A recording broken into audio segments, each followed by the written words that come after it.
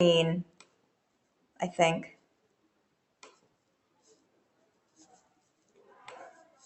Can everybody ping in and let me know if you're seeing the web page now?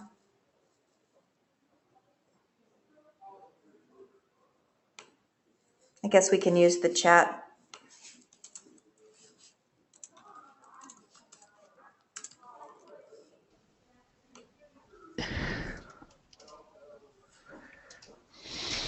No, not seeing it. Not seeing it? Okay. This is strange. Oh, you know what? I think it's because my poll is active. Okay, close poll. Screen sharing. Hey, look at that. Okay, I think we should be seeing it, yeah? Yep. Fabulous.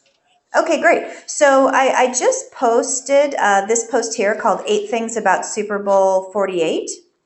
And we'll kind of use this as the discussion for today.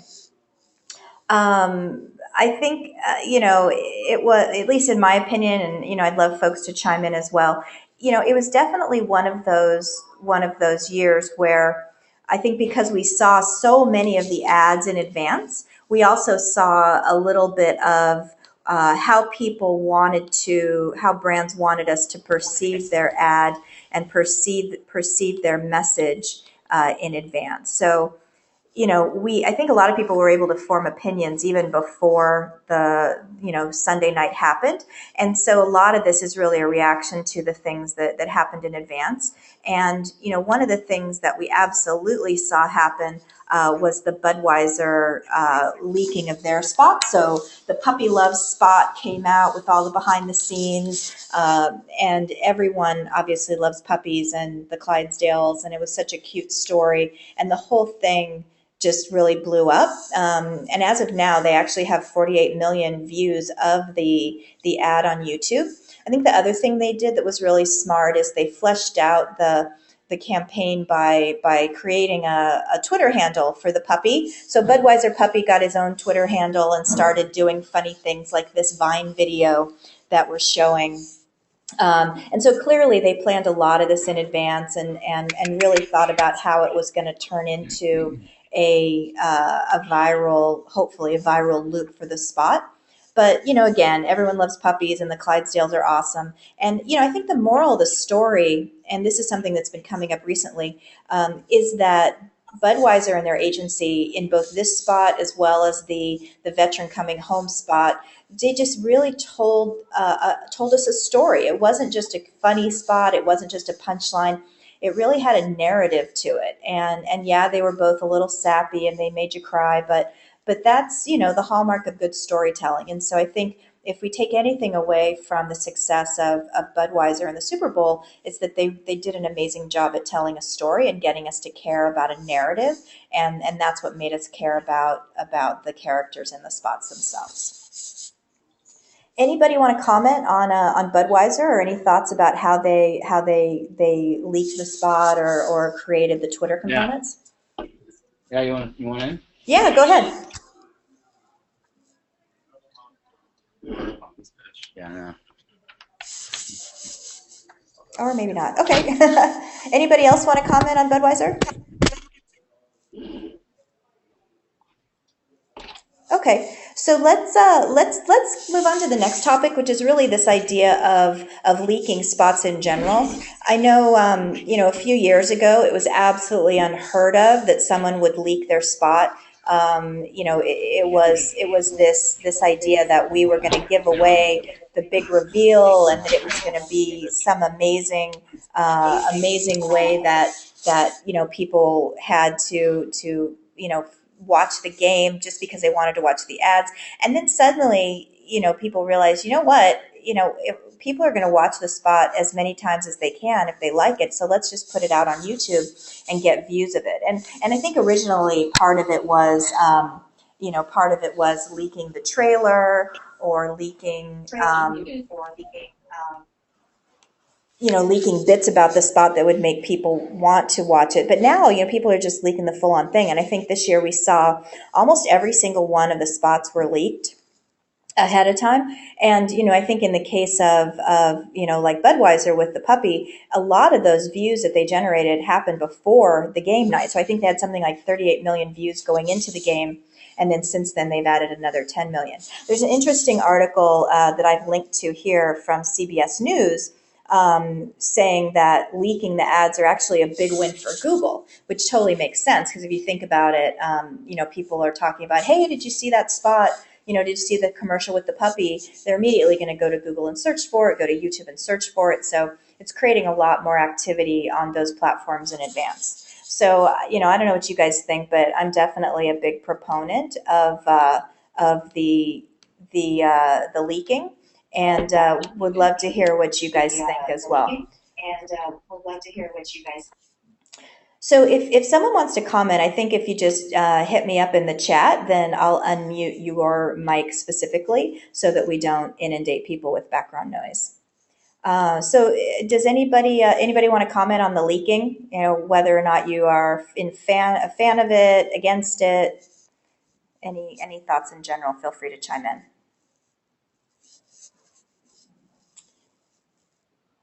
Okay. Oh, Kevin, looks like you raised your hand. Let me unmute you. All right, Kevin, go ahead.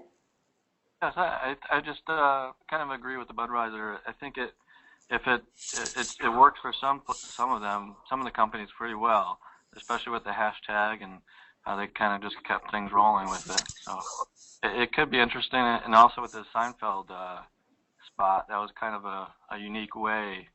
It kind of blew up on Twitter with the photo of them at the diner. And thought that was kind of interesting.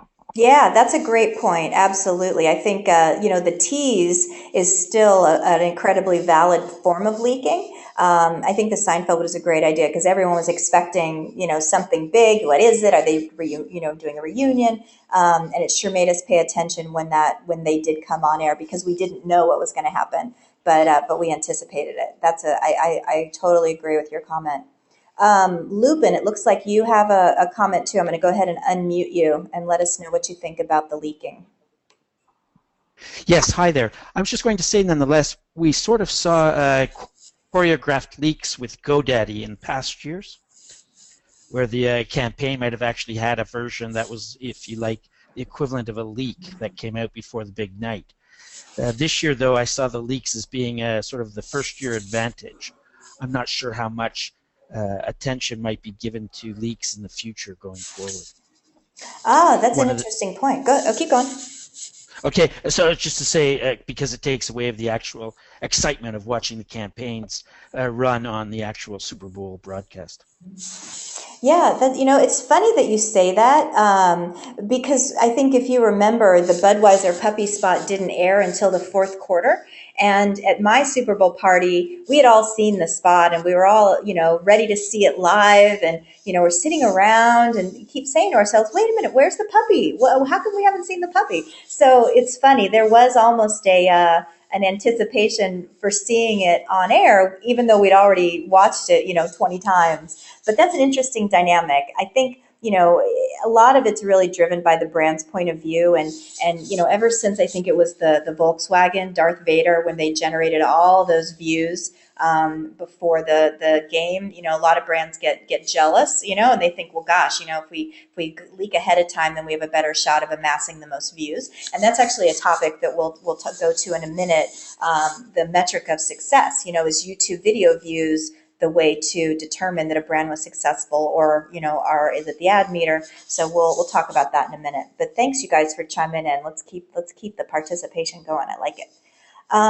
Let's move on to Esurance. I'm not sure if everyone has inundated their Twitter feed with the hashtag, but this was such a smart way to get noticed. And the Esurance folks will readily admit they absolutely were going for a big stunt here and driving brand awareness of the name and the whole point that they bought the spot after the game so that they could save $1.5 million in the airtime fee. So they decided to give that away as a sweepstakes. It's clever.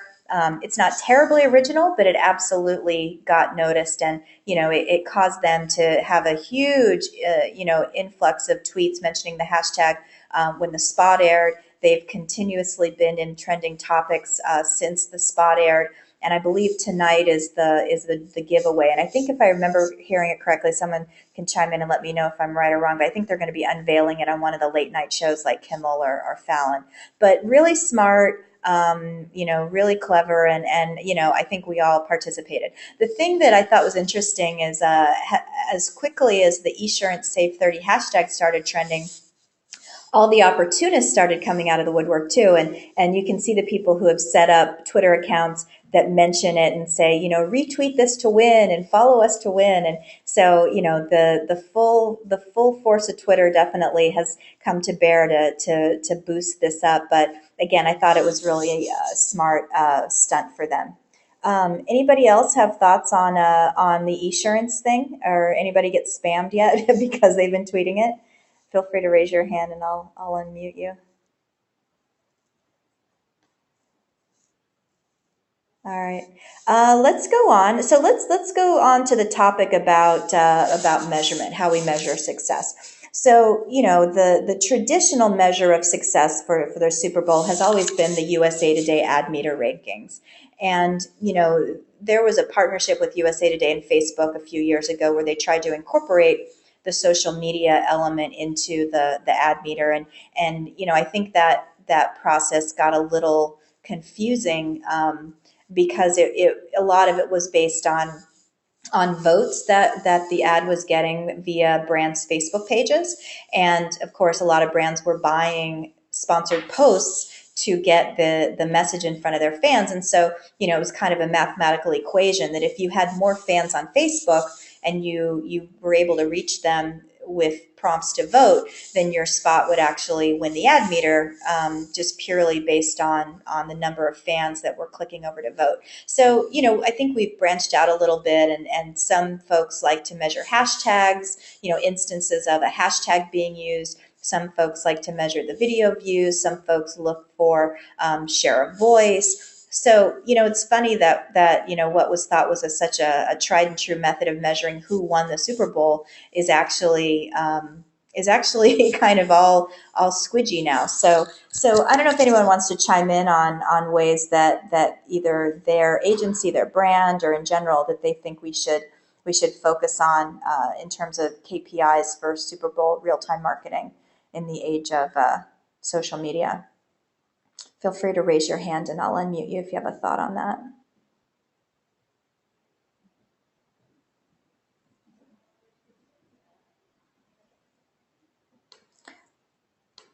Lubin, I don't know if you have your hand up from the previous question, but did you want to chime in?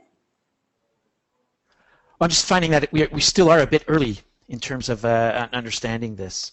It's more we've seen a series of examples, but I'm not really ready to make any confirmation that there's a conclusion somewhere. Yeah, I completely agree. I think we're all learning to correlate the data. For those of us that are kind of data nerds, it's not one measurement. I think it is a combination of all of them. And every year there's going to be a new way to try and measure success. Let's move on to the next topic. So I think we also saw a fair amount of conversation and attention generated by what some people might call controversy. Whether or not the brands themselves thought they were going to be controversial is yet to be seen.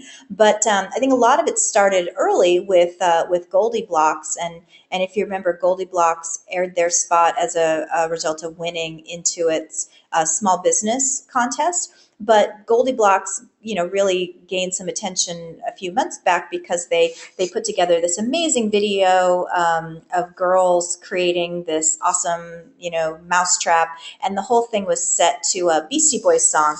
And the Beastie Boys decided they didn't want to let Goldie Blocks use their song, so they sued them, and suddenly it was, this backlash against Goldie Blocks and Beastie Boys. So that message has kind of been sticking with us even through to the Super Bowl. So it was interesting to see them featured. I think another one that we didn't expect was Coke um, doing their really gorgeous America the Beautiful spot that was very much representative of the brand and their global nature and, kind of the evolution of, I'd like to teach the world to sing. The problem, I guess, was a lot of people on Twitter, didn't like the fact that it was, using other languages to sing America the Beautiful. And, it became interesting to watch. And I think as quickly as it started, it died down. But I'm not sure that they anticipated that. And that's kind of, the drag of real-time marketing is, sometimes it happens in an amazing way. Sometimes it happens in a way that you didn't anticipate. And then Chrysler, I think they got a little flack for Bob Dylan, in the narrative that he was reading, mentioning that, he'll buy his watch somewhere other than America. He'll buy certain things other than America, but he'll buy his car in America. And there's a watch brand called Shinola that's actually, based in Detroit or was born in Detroit. And so there was a lot of Twitter chatter about, maybe you should also buy your watch in America. I thought that was interesting. Again, controversy in a less, dire way than the Coke spot, but still, it brought some attention to them. Does anybody want to comment on any of these cases? I know the Coke thing definitely, had a lot of people chatting. Any thoughts on whether or not it was controversial or if Coke thought ahead of time that it would create this conversation? Feel free to raise your hand in the app and I'll unmute you.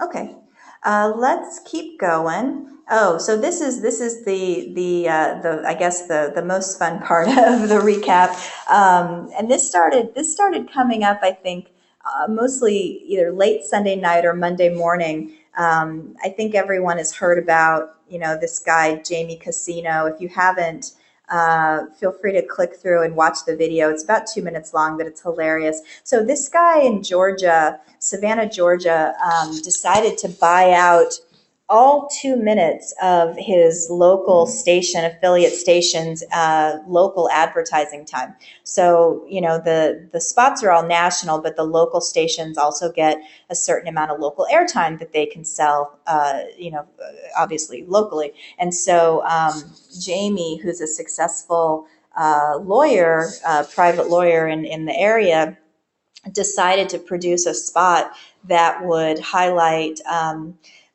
I guess, what he considers to be the truth about his brother's death. And if it sounds a little soap opera-y, melodrama-y, it was. And, I'm happy to play it if you guys haven't seen it or if you want to watch it again, because it was phenomenal. I mean, I think that, this guy got noticed just because he was so over the top with his creative, and, it definitely, spoke to the spirit of the Super Bowl and why people watch the commercials. But maybe we'll play a little bit of this just because it's so amazing.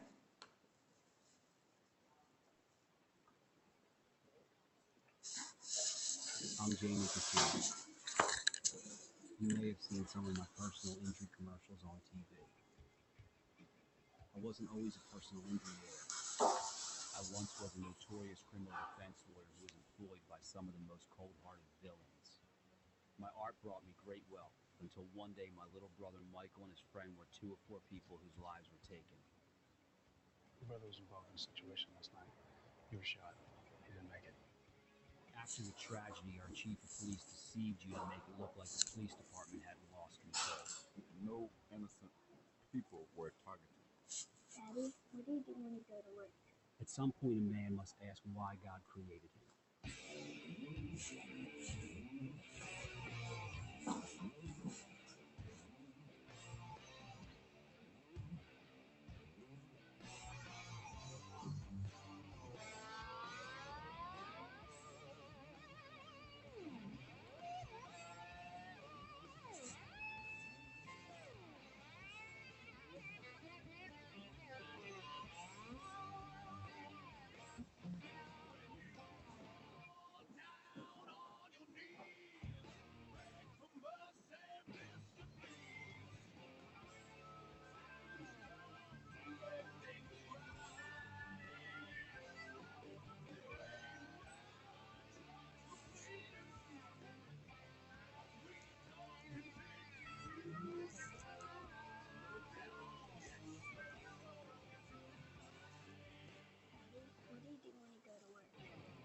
attorney, Jamie Casino, and I don't represent villains anymore. I speak for innocent victims who cannot speak for themselves.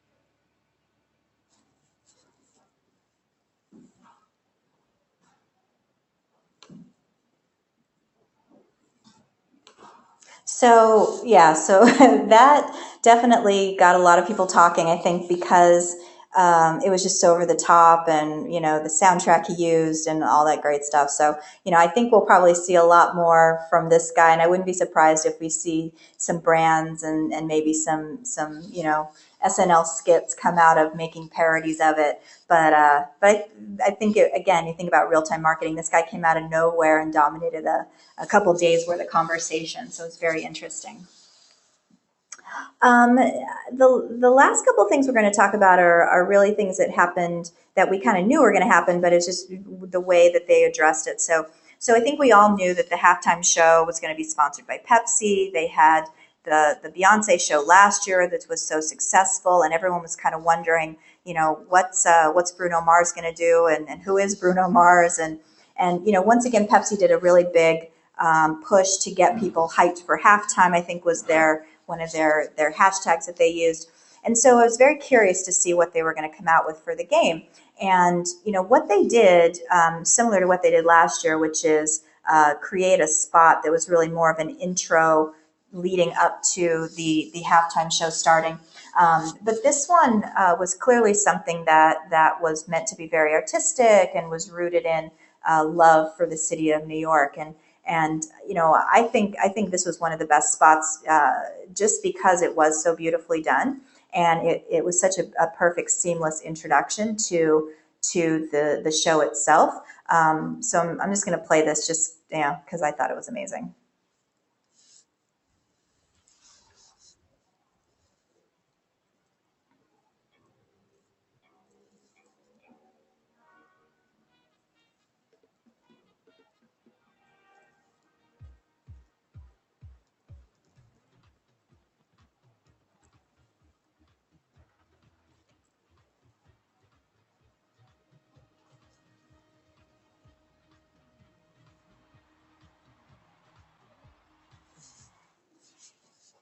So that brought us to the halftime show itself, and we definitely saw a lot of reactions to Bruno Mars, and a lot of people saying it was the best halftime show ever, and so I think in this case Pepsi maybe didn't take as much advantage of the real time marketing during halftime itself. I think they got a lot of hype leading up to the show and up to the day of the game, but I don't know if you guys saw something that I missed, but I think we did miss some more overt real-time marketing happening during halftime show.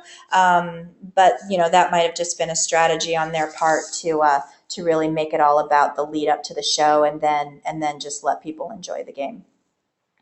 I think the last thing we'll talk about is something that we all wondered, what's Oreo going to do? Oreo had such an amazing, spontaneous real-time marketing event last year with the Dunk in the Dark creative, and the tweet that everyone just thought was the most amazing use of real-time marketing for the Super Bowl. This year, they bowed out. They bowed out literally as the game started, and they actually got a lot of love for that. And I think it was interesting the strategy that they used, because they have been working on a parallel campaign that's very much rooted in Vine videos and branded content, and I think they've been doing a lot to build the momentum year round, and not so much rely on a big tentpole moment like the Super Bowl. And so I think they got the love back from fans by doing just that, by kind of tongue in cheek saying, we're calling it a night, enjoy the game, and Oreo signing off. But it was clever, and it definitely got attention. And again, how it would have been incredibly hard to top last year's moment. So I think they did a good job by calling it a night. A couple things we have to mention before we wrap up and take additional questions. The J.C. Penney, I guess we'll call it drunk mitten tweeting. That one definitely got a lot of love, and I have a click through there in the conclusion that links to some of that the fun stuff that they did where the, people thought, oh my God, what happened to the JCPenney account? Somebody's drunk, they're tweeting and it's weird. And it turns out that they were just making a play about tweeting with mittens on, which is a big campaign of theirs. And then secondly, the brand that I think just wins for the best use of video and best use of stunt advertising was Bud Light and their Up for Whatever video that they did with Ian Rappaport, the everyday Joe who got pulled into a night of his life, and then everything was documented, both behind the scenes, his point of view, how they did it. It's just such a really smart, amazing, and energetic expression of the brand. So, I guess if I had to rank it myself, I think Bud Light in general won the night. I think they continue to really put together amazing content. And, I hope the Budweiser puppy sticks around, and I hope we get to see more Ian Rappaport type stunts in their videos, because that was just a lot of fun. And I think everybody, wished that had been them, that had been chosen to have that amazing night. So as I mentioned, feel free to click through to rebelcmo.com. You'll find this recap there. I would love your comments on it. And on that note, I think what I'll do is just open up again if anyone would like to chime in with thoughts or any feedback on our recap. I'd love to hear it. So just raise your hand, and I'll unmute you, and we can get back into the conversation.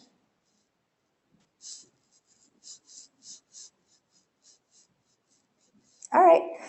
If nobody wants to chime in, then maybe what I'll do is sign off. I've really appreciated the time that you guys spent to join us. It's been great, and keep checking out Rebel CMO for more brand content like this.